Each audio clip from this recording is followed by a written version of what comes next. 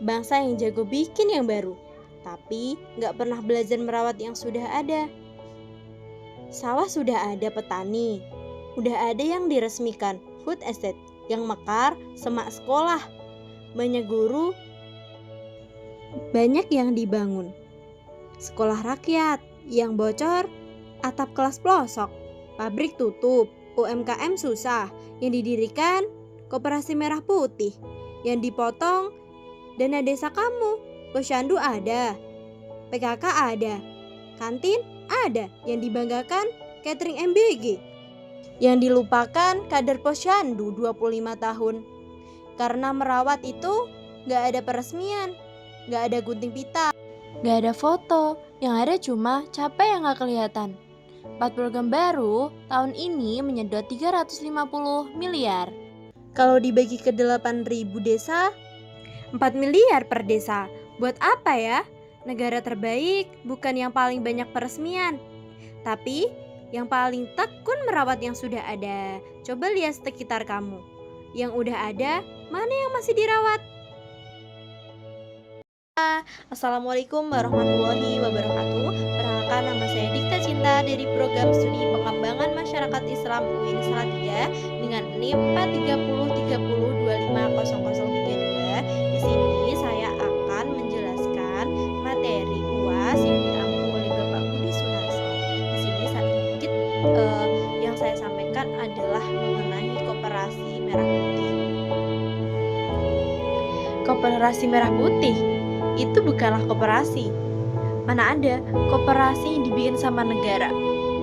Koperasi atau yang bahasa Inggrisnya kooperatif adalah asosiasi otonom dari orang-orang yang bersatu secara sukarela buat memenuhi kebutuhan dan aspirasi ekonomi dan budaya mereka lewat usaha yang dimiliki bersama dan dikendalikan secara demokratis.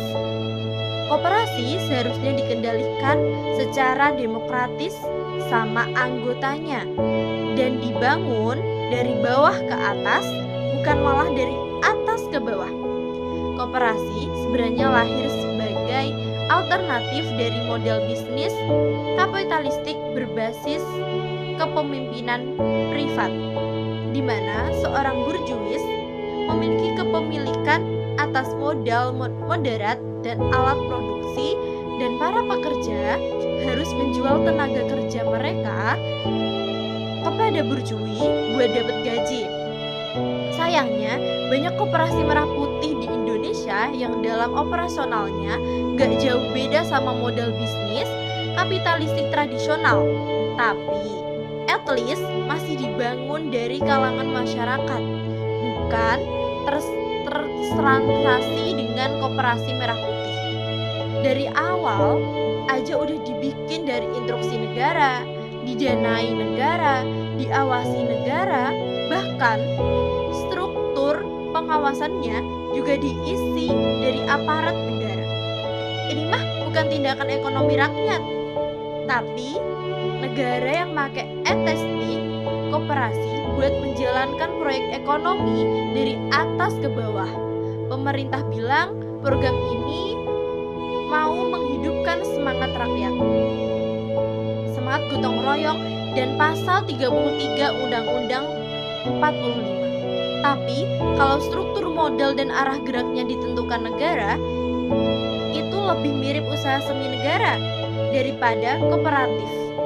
Lihat aja modal pendanaannya, Koperasi Merah Putih bukan dibangun dari iuran anggota atau pengumpulan modal kolektif warga, tapi dari saldo anggaran APBN yang ditempatkan di bank-bank negara buat dijadikan skema pinjaman. Bahkan tiap koperasi bisa ngutang sampai 3 miliar dengan bunga 6%.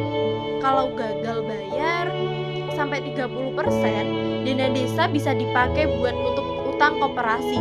Jadi resikonya dilempar lagi ke masyarakat desa sendiri itu. Bahaya banget karena banyak koperasi merah putih dibentuk super cepat. Demi apa? Demi memenuhi target politik. Padahal bikin koperasi itu nggak bisa instan. Kooperatif itu bukan proses panjang. Bangun kepercayaan antar anggota pendidikan politik, ekonomi budaya, partisipasi, kemampuan mengelola, usaha, kolektif, dan mekanisme demokrasi internal.